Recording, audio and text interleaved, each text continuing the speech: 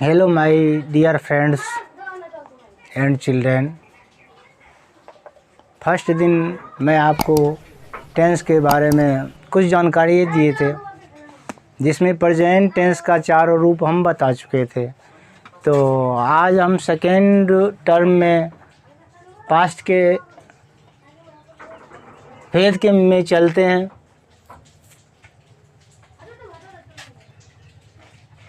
Welcome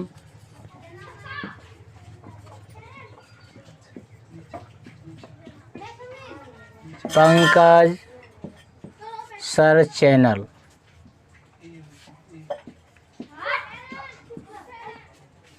आज हम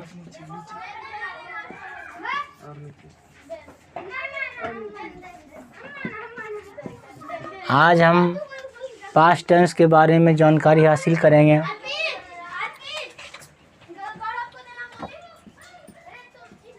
past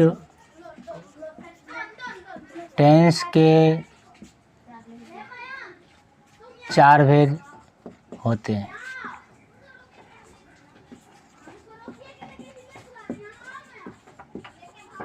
पहला है पास्ट इंडेफिनिट,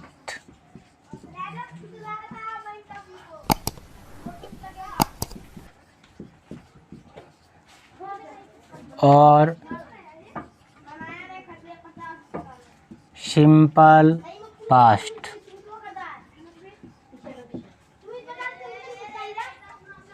इसका आईडी है या इसको ऐसे हम लिख सकते हैं, हिंदी क्रिया के अंत में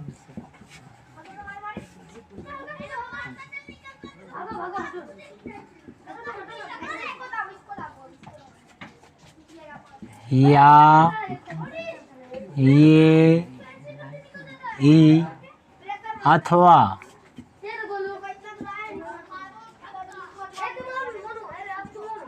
चुका,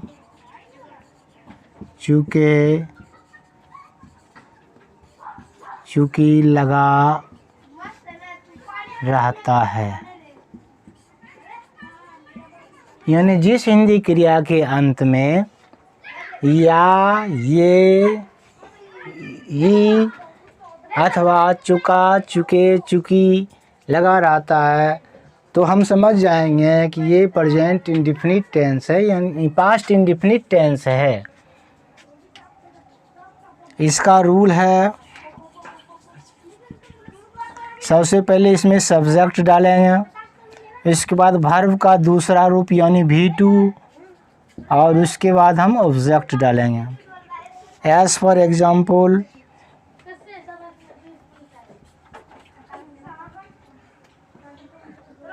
मैंने आम खाया।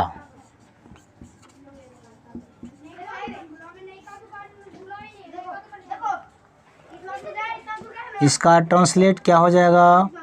आई खाना है, इट का V2 रूप होता है एट और V3 रूप होता है ईटन। इसमें हम V2 रूप का प्रयोग करेंगे, ate. I ate a mango.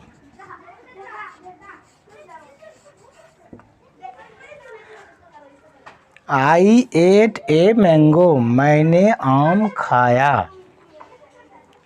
अब इस सेंटेंस को आपको देगा कि इंट्रोगेटिव बनाओ, नेगेटिव बनाओ। तो इसके लिए क्या करना पड़ेगा, इसके बारे में थोड़ा डिस्कस कर लेते हैं।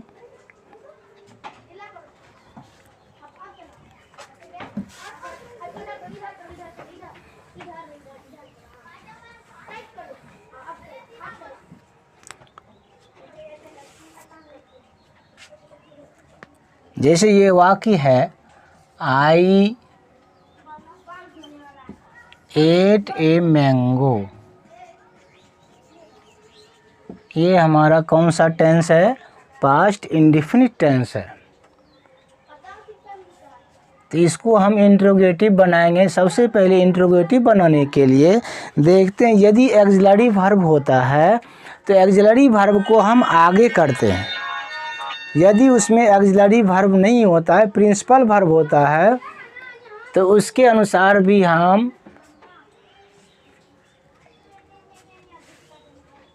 बना सकते हैं। जैसे आई एट ए मैंगो, तो ये पास्ट टेंस में है, इसीलिए इसमें डिड का प्रयोग करेंगे। Did, DID, did I.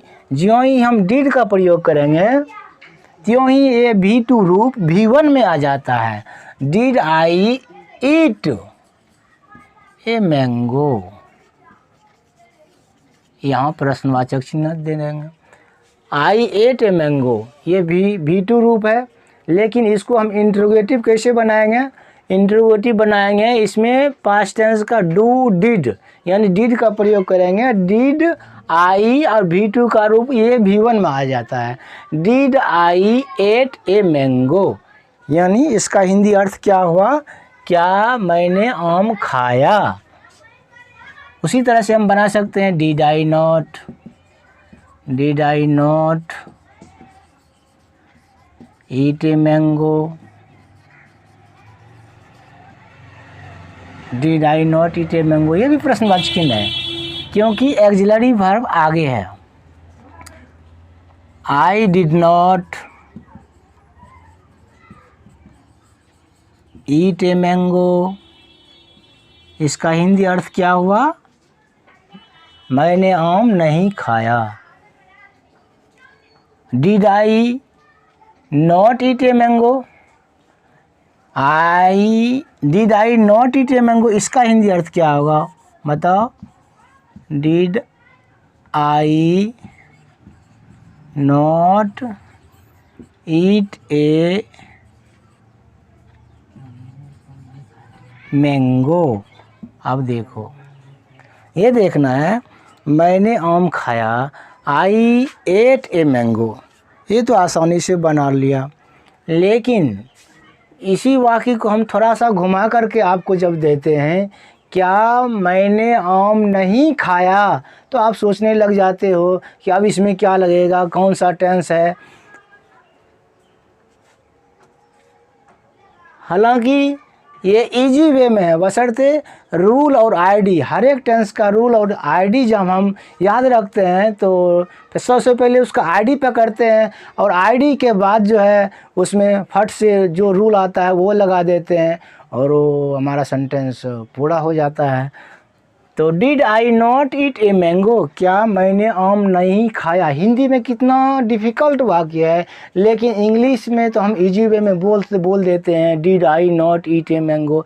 इसीलिए हिंदी डिफ़िकल्ट है, लेकिन English is easy subject. English is not difficult subject, English is easy subject, बशर्ते कि हमें थोड़ा गौर से, ध्यान से, रूल और रेगुलेशन के साथ चलना है। तो अब हम बढ़ते हैं टेंस पास्ट के दूसरे फॉर्म में। पास्ट का दूसरा फॉर्म है यानी पास्ट इम्परफेक्ट टेंस। ये दूसरा फॉर्म हुआ पास्ट इम्परफेक्ट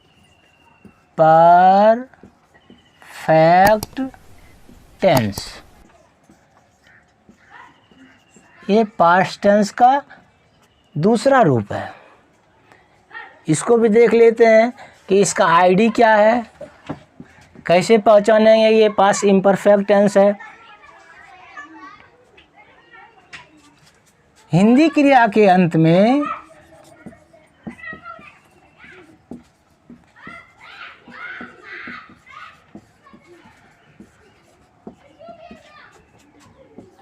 रहा था, रहे थे, रही थी आदि लगा रहता है।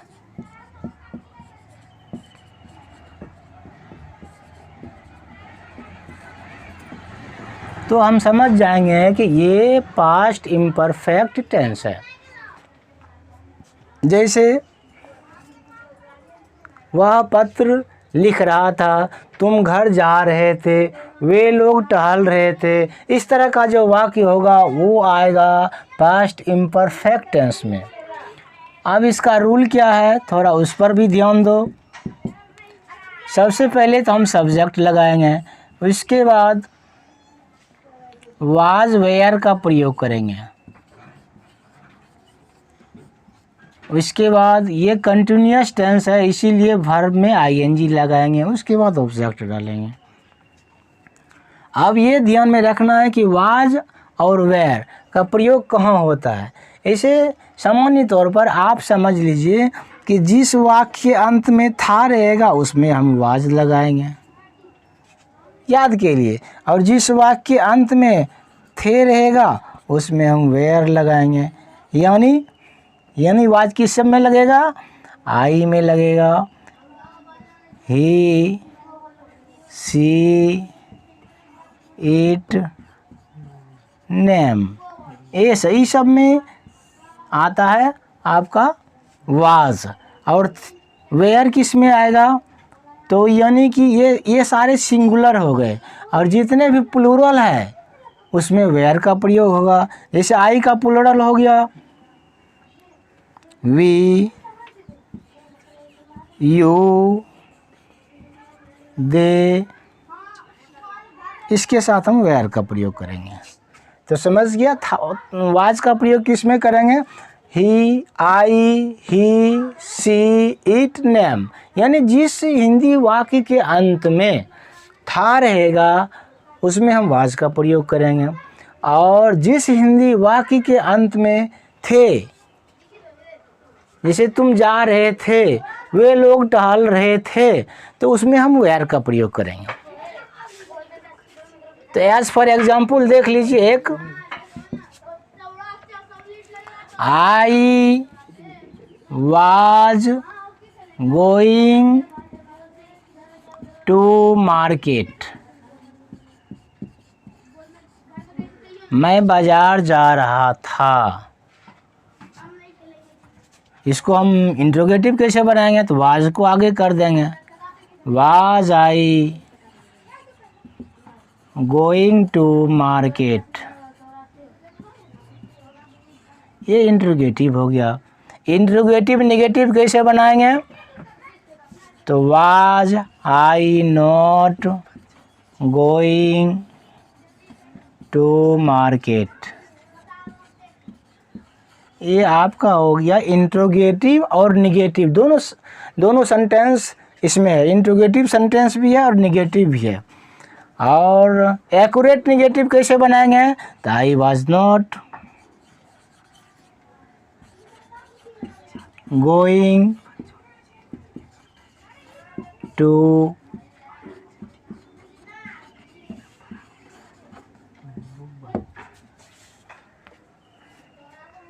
ये हो गया negative sentence. I was not going to market, मैं बाजार नहीं जा रहा था। अब देखना है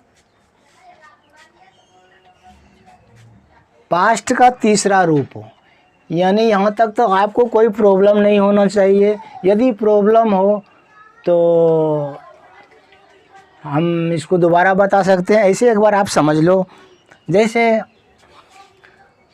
पास्ट का दूसरा रूप है पास्ट इम्परफेक्ट टेंस, उसका हम पहचान कैसे करेंगे, हिंदी क्रिया के अंत में रहा था, रहे थे, रही थी आदि लगा हुआ रहता है तो हम समझ जाएंगे कि ये पास्ट इम्परफेक्ट टेंस है। अब इसका रूल क्या है, सबसे पहले सब्जेक्ट लगाएंगे, उसके बाद उसमें वाज या वेयर का प्रयोग करेंगे, उसके बाद वर्ब में आईएनजी लगाएंगे, उसके बाद ऑब्जेक्ट लगाएंगे। जैसे एग्जाम्पल हम लेते हैं, I was going to market, I के साथ ये भी याद रखना है, आई, ही, सी, इट, नेम के साथ वाज लगेगा, यानी जिस हिंदी वाक्य के अंत में सामान्यतः था रहे उसमें हम वाज का प्रयोग करेंगे। और वी, यू, दे इस सब के साथ हम वेयर का प्रयोग करेंगे, क्योंकि इसमें हिंदी वाक्य के अंत में हमेशा थे ही लगा हुआ रहता है। तो ये बताने का मेन मकसद है कि आजकल विद्यार्थी बहुत कमज़ोर होता है। एक सेंटेंस तो आसानी से बना लेता है, उसी सेंटेंस को यदि घुमा करके देता है तो वो फंस जाता है। लेकिन उसी चीज़ को हम आसानी से सॉल्व कर सकते हैं बशर्ते हमें टेंस का ज्ञान हो तब। तो एक सेंटेंस यानी एक वाक्य हमें यदि याद रहे तो उससे हम 4, 5, 10, 20, 25, 100 ट्रांसलेशन भी बना सकते हैं, बशर्ते कि रूल हमेशा याद रखना है।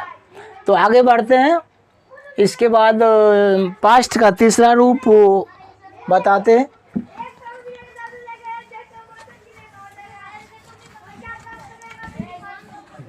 ये पास्ट का तीसरा रूप आ गया आपका past perfect tense. Past perfect tense.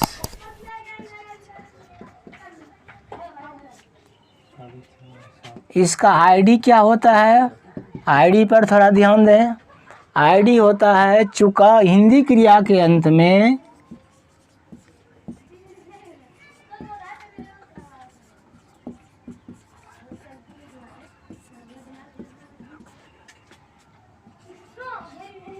चुका था, चुके थे, चुकी थी। इससे हम समझ जाएंगे कि ये पास्ट परफेक्ट टेंस है। आदि लगा रहता है। अब इसका रूल देखना है कि इसका रूल क्या है। इसमें है सबसे पहले सब्जेक्ट डालते हैं, इसके बाद हैड का प्रयोग करते हैं, HAD हैड, प्लस वर्ब का तीसरा रूप यानी V3 प्लस सब्जेक्ट। इसमें जैसे एज फॉर एग्जाम्पल ले लीजिए,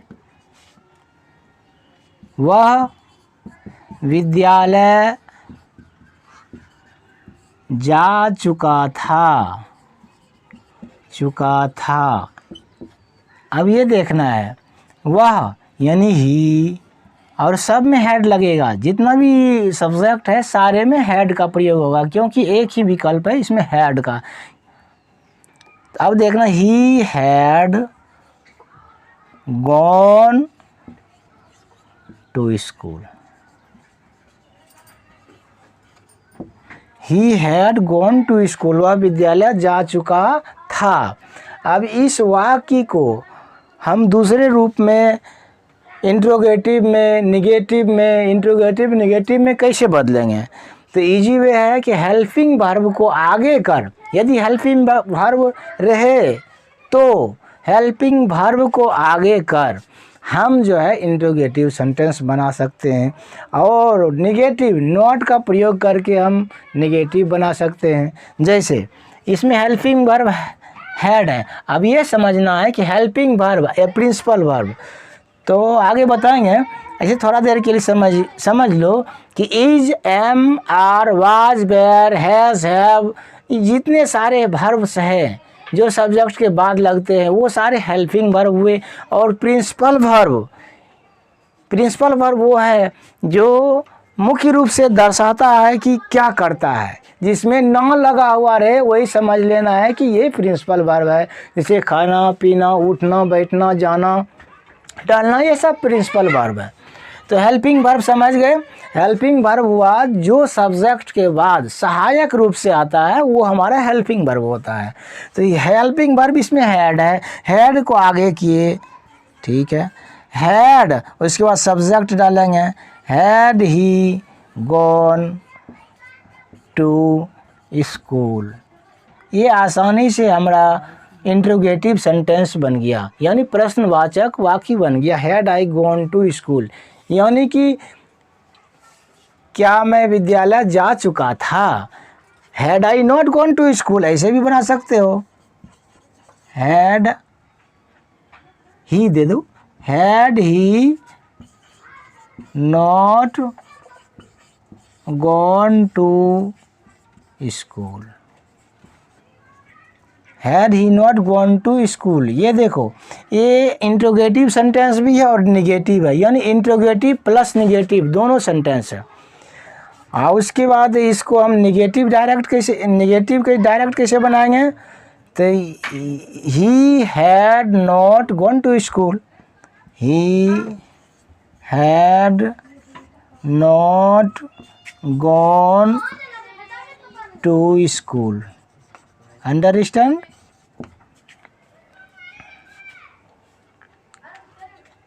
बहुत इजी वे है, टेंस बहुत इजी वे है, बशर्ते कि ध्यान से विद्यार्थी समझे पढ़े और कोई तरह का प्रॉब्लम नहीं होगा, बशर्ते कि सिर्फ आईडी प्लस रूल दोनों को याद रखना है तो हमारा ये टेंस इजी वे में एज ए फार्मूला सॉल्व हो जाएगा। जिस तरह से मैथमेटिक्स को बनाने के लिए फार्मूले की ज़रूरत होती है, उसी तरह से इंग्लिश ग्रामर में सबसे पहले टेंस एज बाय फार्मूला। तो इसके बाद अब चलते हैं टेंस पास्ट के चौथे रूप में।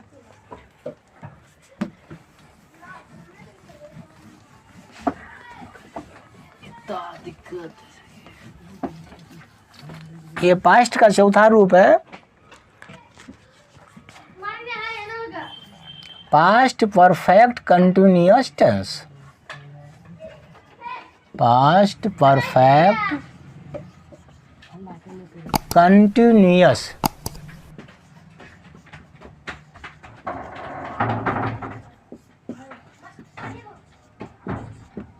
इसका आईडी देखना क्या आता है। इसमें है हिंदी क्रिया के अंत में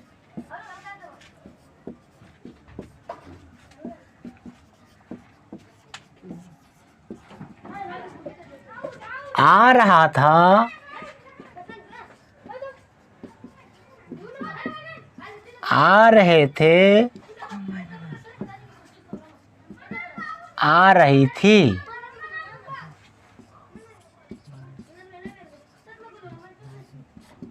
आदि लगा हुआ, लगा रहता है। समझ गए। यानी पास्ट परफेक्ट कंटिन्यूअस टेंस का पहचान है कि हिंदी क्रिया के अंत में जो भी हिंदी वाक्य होगा उसमें ढूंढना है क्रिया कहाँ है।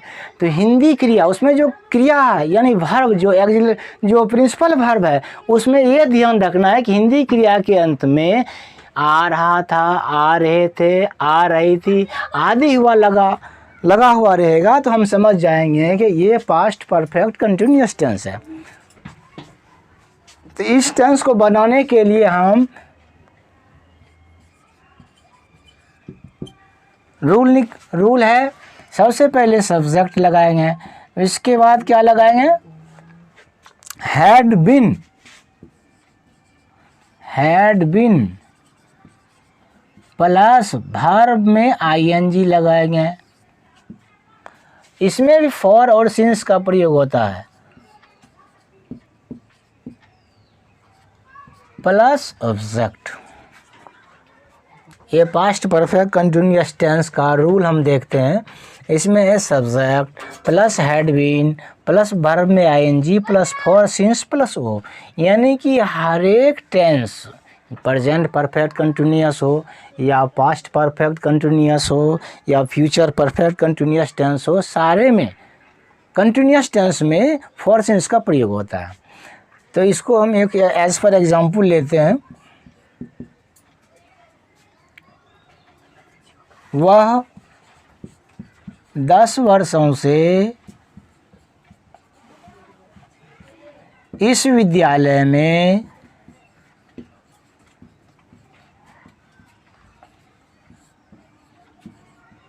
पढ़ाता आ रहा था।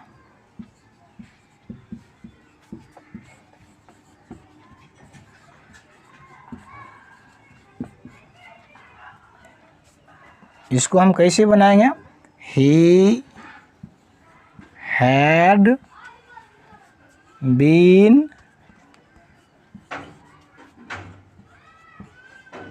Teaching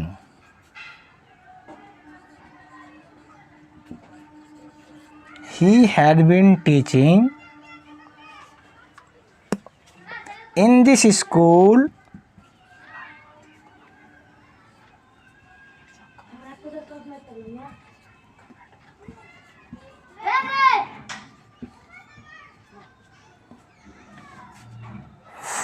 for 10 years। फॉर और सिंस का प्रयोग जो है हम अगले स्टेप में बता चुके हैं कि पॉइंट ऑफ टाइम में सिंस का प्रयोग होता है और पीरियड ऑफ टाइम में फॉर का प्रयोग होता है। तो ये जो है 10 वर्षों से पीरियड ऑफ टाइम है, इसीलिए हम इसमें फॉर का प्रयोग किए। और दूसरा वाक्य भी बना सकते हैं, जैसे I had been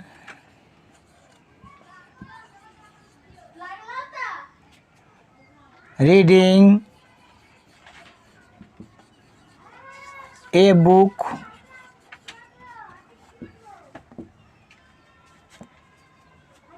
he had been running for 5 hours। इस तरह से हम वाक्य बना सकते हैं। किस टेंस का? पास्ट परफेक्ट कंटिन्यूअस टेंस का। इसमें हमेशा जो है ना हैड बीन का प्रयोग होता है, वर्ब में आईएनजी लगाते हैं और उसके बाद यदि टाइम दिया हुआ रहे तो फॉर का प्रयोग करते हैं, टाइम नहीं दिया हुआ रहेगा तो हम इजी वे में उसको बनाकर निकल जाते हैं। जैसे कि I had been reading a book, यानी कि मैं किताब पढ़ता आ रहा था, मैं किताब पढ़ता आ रहा था। इसमें तो टाइम नहीं दिया हुआ है, इसीलिए इसमें नहीं फॉर सिंस हुआ, नहीं टाइम का जिक्र हुआ है। He had been running for 5 years, इसमें टाइम दिया हुआ है। He had been running for 5 years, यानी कि वह 5 घंटों से दौड़ता आ रहा था।